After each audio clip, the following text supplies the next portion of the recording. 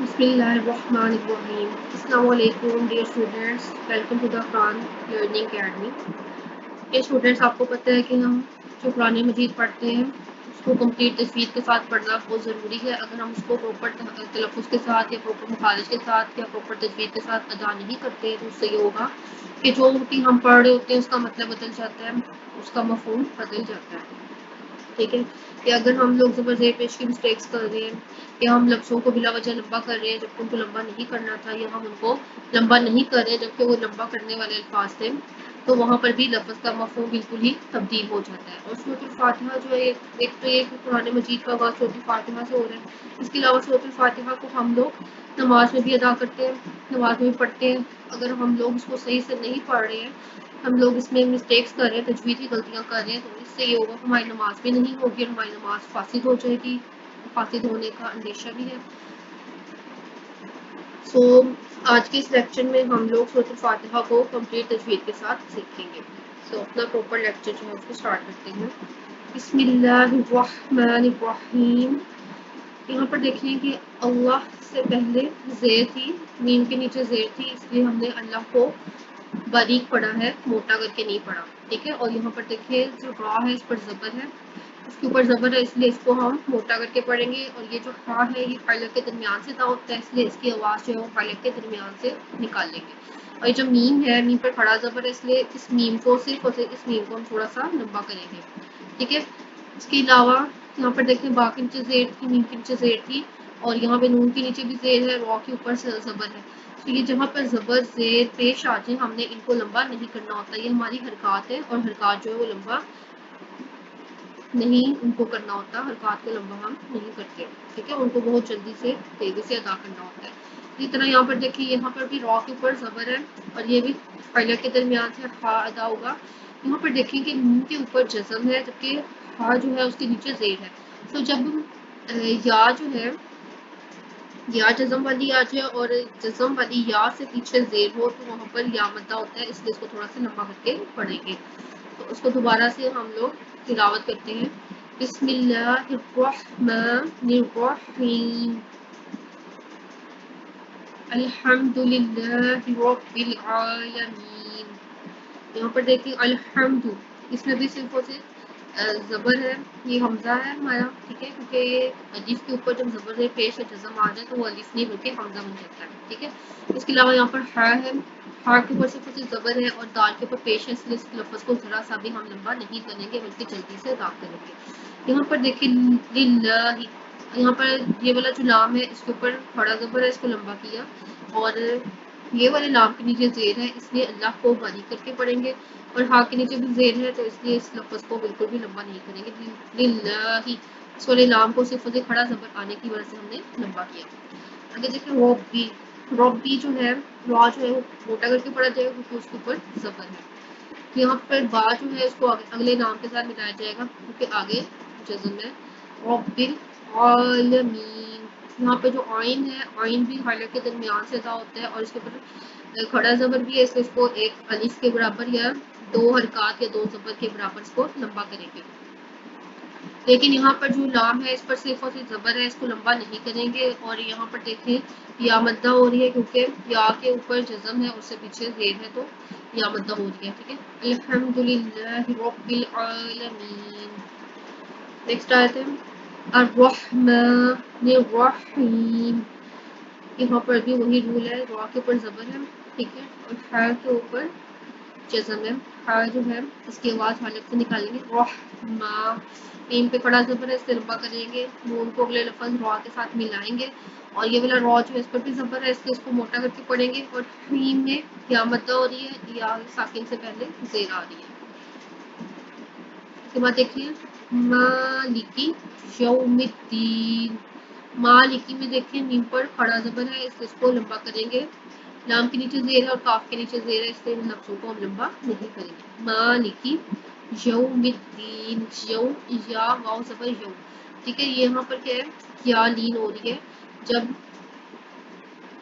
Sorry واو لین ہو رہی ہے جب واو ساکن سے پہلے زبر آ جائے. واو ساکن سے پہلے جب زبر آ جائے تو وہاں پر واو لین ہوتی ہے, اور اگر یا ساکن سے پہلے زبر آ جائے تو وہاں پر یا لین ہوتی ہے. مدین، یہاں پر یا مدہ ہو رہی ہے.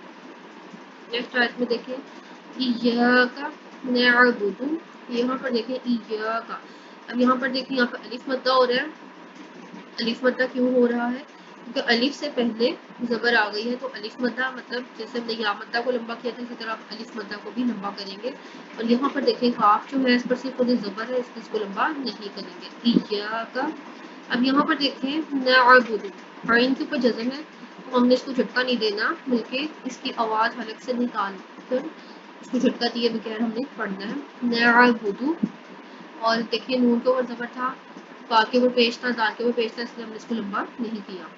با با ایاکا، یہاں پر بھی الف مدہ ہے، ٹھیک ہے، اس سے لمبا کریں گے. نستعین، نستعین میں بھی صرف یہاں پر یا مدہ ہو رہی تھی کیونکہ یا ساکن سے پہلے زیر آ رہی تھی، اس لیے عین کو لمبا کریں گے، نستا کو لمبا نہیں کریں گے کیونکہ یہاں پر صرف حرکت ہے. نیکسٹ دیکھیں اهدنا الصراط اهدنا الصراط المستقیم. اهدنا، اهدنا یہاں پر دیکھیں اہدی کو لمبا نہیں کریں گے نہ، کیونکہ یہاں پر الف مدہ ہو رہی ہے اس لیے اس کو لمبا کریں گے اہدنا.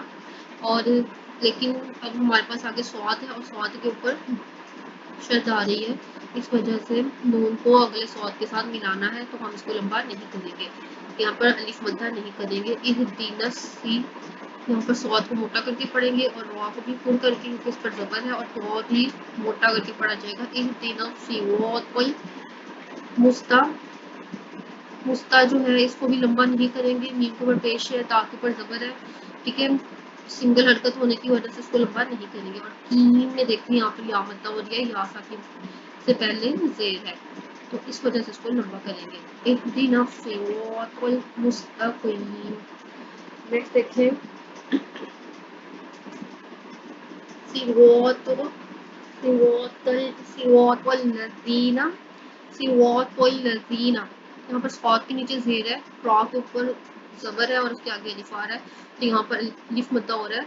را کو لمبا کریں گے، صاد کو لمبا نہیں کریں گے. اسی طرح طا کو لمبا نہیں کریں گے بلکہ طا کو اگلے لام کے ساتھ ملائیں گے.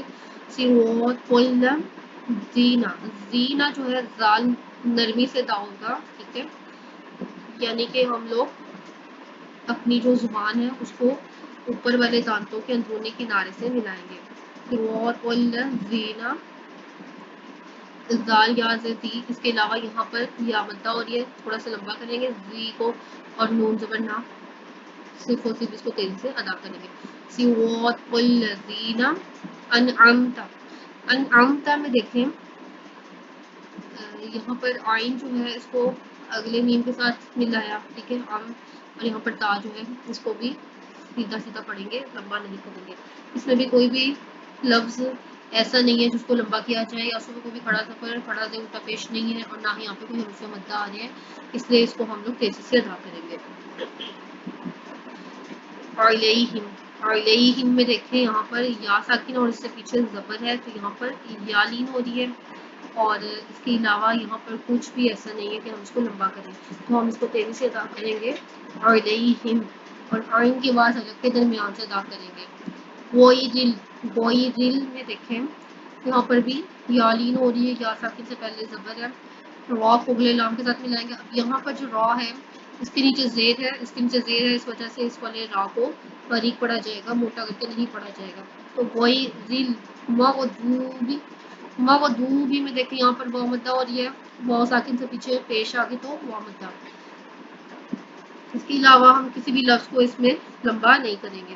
علیہم، علیہم میں بھی جیسے ہم نے یہاں پر ڈسکس کیا یا لین ہو رہی ہے، ٹھیک ہے، اور آئین کو حلق کے درمیان سے ادا کریں گے اور اس لفظ کو بالکل بھی لمبا نہیں کریں گے.